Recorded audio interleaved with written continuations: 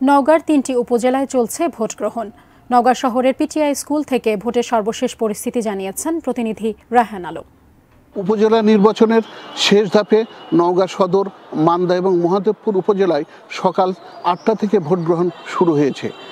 এই ৩টি উপজেলায় ৩২৯টি কেন্দ্রে ব্যালট পেপারের মাধ্যমে বিরতিহীনভাবে এই ভোট গ্রহণ চলবে বিকেল ৪টা পর্যন্ত।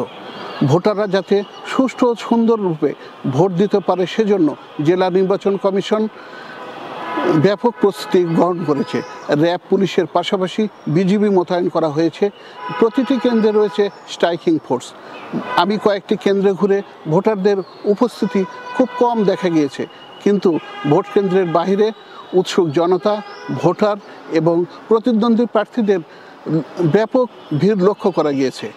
আমি কয়েকটি কেন্দ্র ঘুরে ভোটারদের সঙ্গে কথা বলেছি।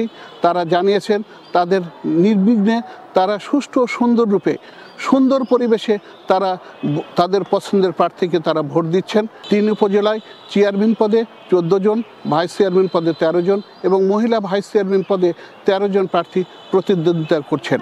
এই ৩টি উপজেলায় মোট ভোটার সংখ্যা ৯,২২,১৮৮ জন ভোটার। এখনো পর্যন্ত কোথাও কোনো অপ্রীতিকর ঘটনা ঘটেনি। এই ছিল নওগাঁর ৩ উপজেলার ভোটের সর্বশেষ খবর।